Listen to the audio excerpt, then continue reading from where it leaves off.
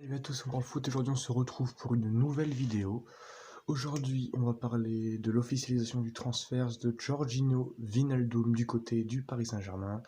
Donc on va voir si c'est une bonne chose pour le Paris Saint-Germain ou pas.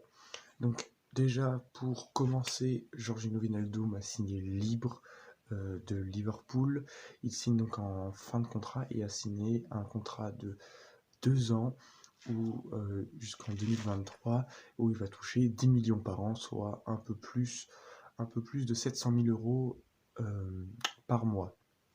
Donc déjà, qui est Georginio Wijnaldum pour ceux qui ne le connaissent pas? C'est un Néerlandais de 30 ans qui évolue au milieu de terrain, qui a évolué du côté de Liverpool, puis avant du côté de Newcastle en première ligue. Donc c'est un milieu qui est capable de se projeter, c'est un box-to-box comme on peut l'appeler. Il n'hésite pas à faire les efforts, mais aussi est assez bon avec le ballon, il est à l'aise.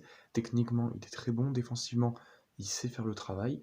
Donc c'est un joueur qui est quand même très très intéressant pour une équipe qui le recrute en plus libre. Car on se rappelle que Paris avait essayé de le signer l'année dernière et la somme avoisinait les 30 millions d'euros.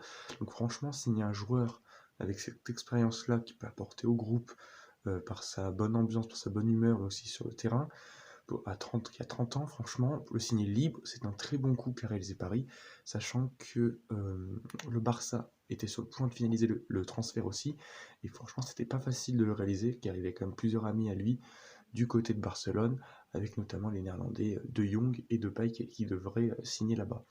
Donc c'est un très bon coup pour les Parisiens. Maintenant, qu'est-ce qu'il peut apporter à cette équipe de Paris? Donc, on sait que Wijnaldum évolue dans un 4-3-3 avec Liverpool, donc si Paris veut en place un 4-3-3, ça peut l'arranger, il peut y jouer à ce poste-là, il peut jouer en 8, il peut jouer parfois en 10, même si c'est pas vraiment son poste, il évoluait à Newcastle dans ce rôle-là, donc c'est un joueur qui contrôle le milieu de terrain. Donc il peut apporter, car il est dans le style, hein, mais une sorte de Rafinha qu'à Paris, mais en meilleur pour moi. Donc il va pouvoir déjà emporter un peu de physique au milieu de terrain, même si c'est pas un joueur qui est robuste, qui gagne les duels. C'est un joueur qui va beaucoup courir, qui va presser. Il l'a appris notamment avec Jürgen Klopp du côté de Liverpool et il va pouvoir l'amener du côté de Paris. Donc c'est vraiment une chose très très intéressante pour les Parisiens. Donc on a déjà ça. Ensuite avec le ballon, il va pouvoir créer le jeu, même si on a déjà beaucoup de joueurs du côté de Paris, mais il peut apporter aussi par sa projection vers l'avant, par ses qualités de course notamment. Donc ça peut être très important pour soutenir les attaques parisiennes l'année prochaine. Je pense qu'il est aussi bon que Verratti en termes de passe, en termes de vision de jeu. Il est très bon. Avoir les dribbles, c'est pas non plus son meilleur point fort, mais il sait se débrouiller avec le ballon. Donc c'est vraiment intéressant. Il est capable de frapper de loin. On l'a déjà marqué plusieurs buts de loin.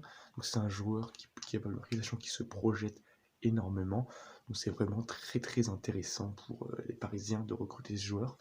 À voir si dans un 4-2-3-1 il pourrait coller, car si on se retrouve avec un 4-2-3-1 avec Verratti, Wijnaldum, Neymar, Di Maria, Mbappé ou encore Icardi en pointe, j'ai peur que ça fasse quand même beaucoup de joueurs à vocation offensive et il n'est pas cette sécurité défensive que peut apporter un Danilo Pereira, un Gay, ou encore dans les autres clubs, un N'Golo Kanté, par exemple, un Casemiro, ou des gens de ce style-là. Je pense que c'est un joueur qui doit jouer avec une sentinelle derrière lui, mais il ne peut pas être ce rôle de sentinelle. On l'a vu du côté de Liverpool, où il y avait Jordan Anderson avec lui.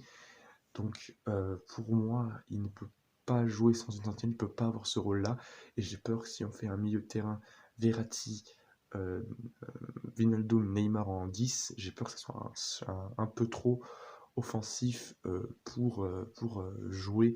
En Ligue 1, ça pourrait passer, mais en Ligue des Champions, j'ai peur que ça ne fasse pas le taf avec une équipe complètement déséquilibrée et ça risque de faire des trous énormes dans cette équipe parisienne. Donc mon avis là-dessus, Wijnaldum, c'est un joueur que j'aime énormément, c'est un joueur que j'apprécie par son style de jeu, il a toujours la bonne humeur, il est toujours agréable à voir jouer, par ses passes, par ses frappes, par ses actions, ses courses avec le ballon. Et c'est pour ça que c'est un joueur que j'aime énormément.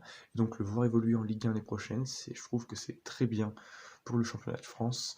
Il va être un joueur de plus qui peut apporter à Paris, qui commence à bien étoffer son milieu de terrain. Il peut apporter ce que n'a pas apporté un Gay en signant à Paris, ou encore remplacer Verratti qui commence à être souvent blessé, et qu'on voit qu'une hygiène de vie pas souvent irréprochable. Donc pour moi, Wijnaldum, libre, 30 ans, très bon techniquement à Paris, pour moi c'est une excellente chose. N'hésitez pas à me donner votre avis en commentaire si vous pensez que Wijnaldum a fait le bon choix de rejoindre Paris, si Paris a fait le bon choix de recruter Wijnaldum. N'hésitez pas à me dire en commentaire cela. N'hésitez pas à liker la vidéo, n'hésitez pas à vous abonner si ce n'est pas encore fait. Je vous souhaite une bonne fin de semaine. On se retrouvera pour mes prédictions pour l'Euro, car l'Euro commence demain. N'hésitez pas à me donner votre commentaire, votre favori pour l'Euro. Portez-vous bien. C'était On Parle Foot. À bientôt.